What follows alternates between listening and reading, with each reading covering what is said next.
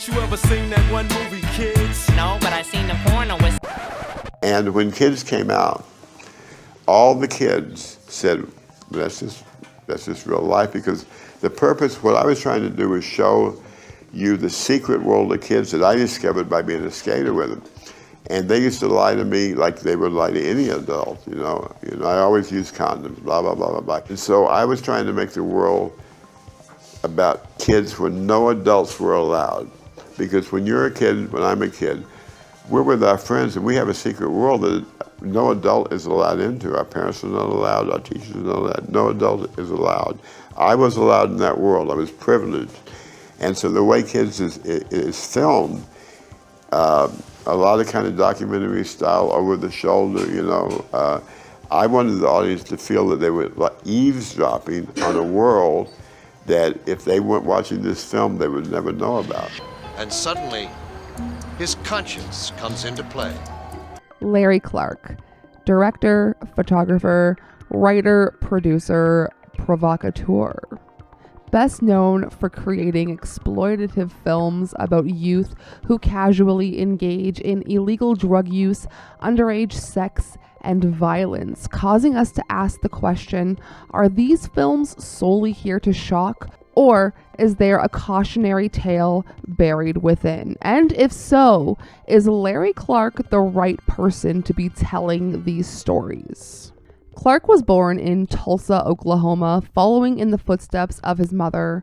He leaned into a passion for photography and in 1959 began injecting amphetamines with friends. In 1964, he moved to New York City, but 2 months later was drafted to the U.S. Army and served in Vietnam until 1965. The highs and lows contrast here are themes that are present in his films, euphoric moments followed by sorrow and trauma.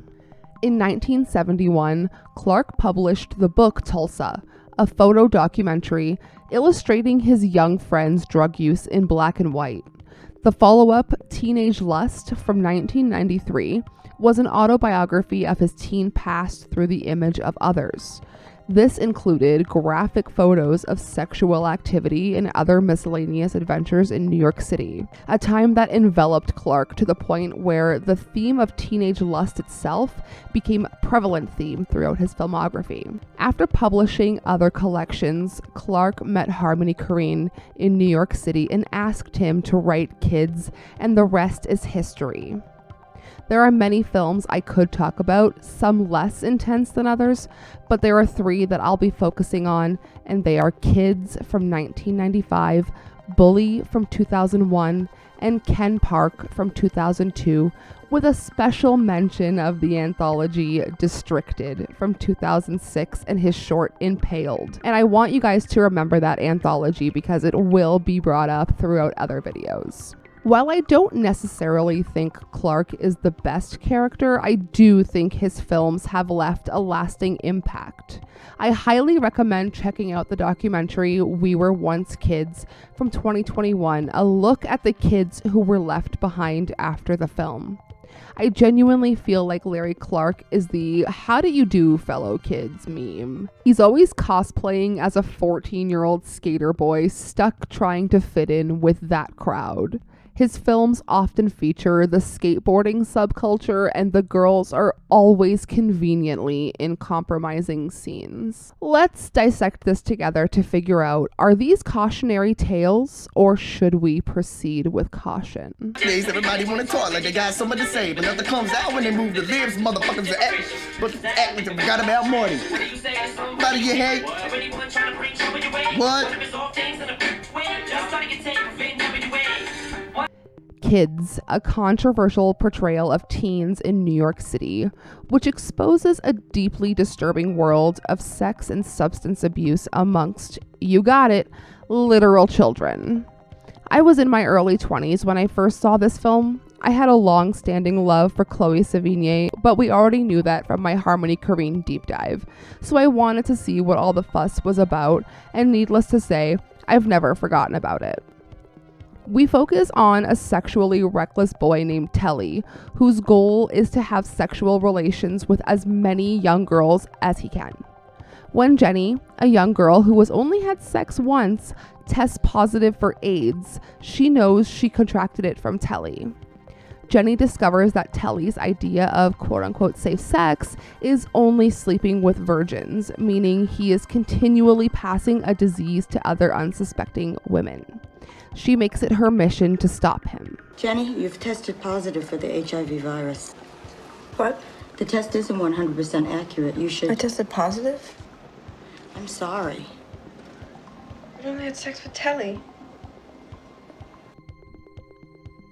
Clark said he wanted to make the great American teenage film, just like a great American novel. It's shot to feel somewhat documentary style, however, all of the scenes were scripted. Quote-unquote street kids with no prior acting experience were cast, notably Telly, played by Leo Fitzpatrick, and Casper, played by Justin Pierce. It was also the film debut of Rosario Dawson and Chloe Sevigny, who was initially cast in a smaller role but was recast in the lead of Jenny. The movie was cast long before the film began. The script was written by Harmony Korine, and many of the core cast members were his friends. They were also the basis for a lot of the characters. However, throughout the year it took to secure funding, much of the cast aged too much and had to be replaced. Clark commissioned Korine to write the script so the story could come within the point of view of an actual kid. Sarah Henderson, whose character has sex with Telly in the film's opening scene, received notoriety for her role, but she was only 12 years old at the time, and she never recovered from the controversy associated to the film, and later quit acting for good. No, but have you ever swallowed it before, though? No. Yeah, me neither. Of course. Of course. Kids continues to raise ethical questions about the treatment of non-professional actors. Justin Pierce unfortunately ended his life in 2001, and Harold Hunter passed away in 2006 of an overdose. People in films aren't just characters. They're human and deserve to be treated as so. If you're interested in learning more about other important people from the film, I mentioned a documentary that you should check out, We Were Once Kids, a harrowing look at the residual effects of Larry Clark and the making the film had on the handful of actors. Kids was Larry Clark's only critically acclaimed film. There's a new film in some theaters around the country. This one is called Kids. It has a nice, innocent sound, but is not about innocence. Far from it.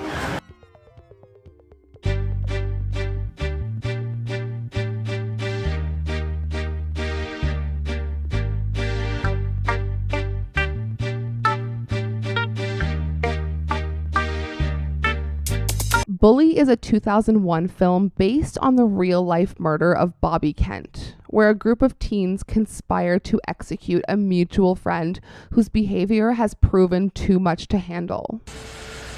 I want to ask you something, Marty. Why do you let Bobby treat you the way he does? What?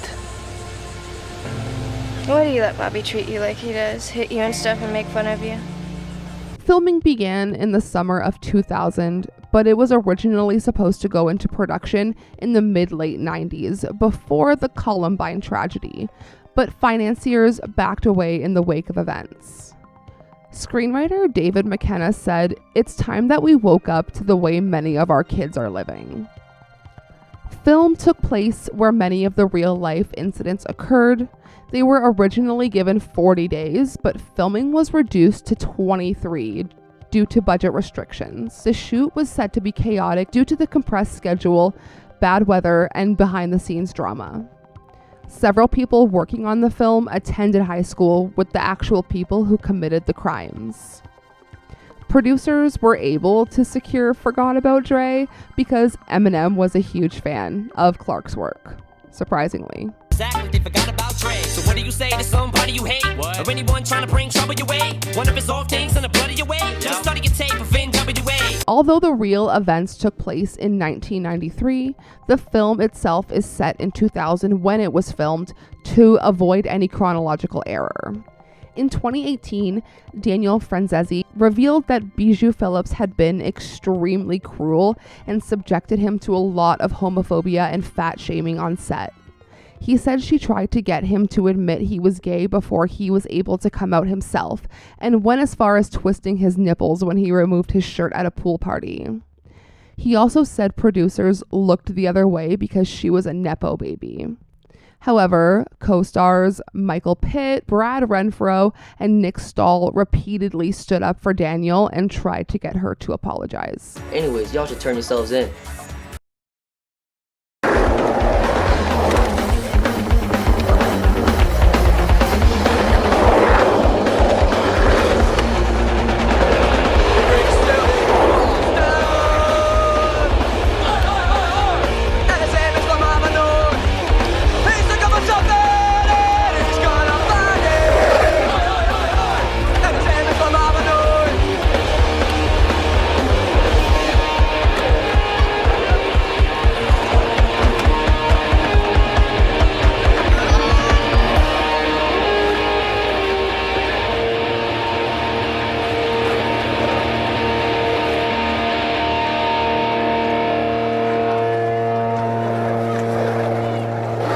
Ken Park is a 2002 film focusing on the entangled lives and relationships of a group of skateboarders in California with and without their parents.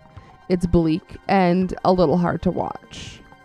The film opens up with an unflinching graphic scene of a life-ending experience that sets the tone for the film to come. It then deals with themes of physical and sexual relationships, both consensual and non-consensual, between adults and teens, and features unsimulated sex, including a threesome and autoerotic asphyxiation. Clark wrote the script basing it on his own personal experiences and people he grew up with. Not satisfied, he hired Harmony Korine once again to write the screenplay. Clark then used Korine's script and rewrote the ending. That film is one that stuck with me. Just the whole thing is disturbing and hard to watch. And this is why I am posing the question, is Larry Clark the right person to be telling these stories?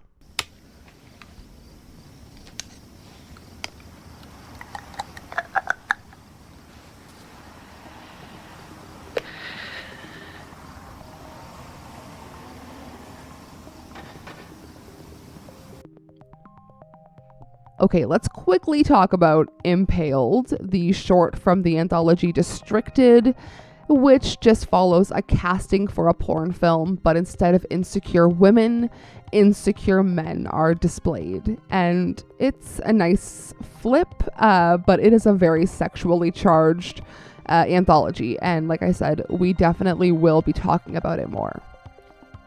I'd like to once again point you in the direction of the documentary We Were Once Kids, and on that note, it leads me to question: is Larry Clark exploiting the youth for his own personal gain financially, or for something else? Or is there an ulterior motive?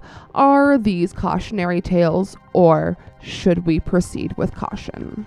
Well, it started out having a lot of documentary factors in it because I like hung out with skaters for about 3 years, and everything in the film had happened except for Jenny. Everything had happened. And there's no AIDS thing. No, and I told the stories to Harmony, but I didn't want to do a documentary. So we had to have a hook. We had to have like the maiden tied to the railroad tracks, and I came up with this thing about a girl getting HIV from one sexual experience. Nowadays, everybody wanna talk like they got something to say, but nothing comes out when they move their lips. Just a bunch of gibberish, and motherfuckers act like they forgot about Dre. Who's next? Coming in stomp and it's hit from Bronson. Collaboration with Dre from Compton. I came to say a little something. Hitman 2000.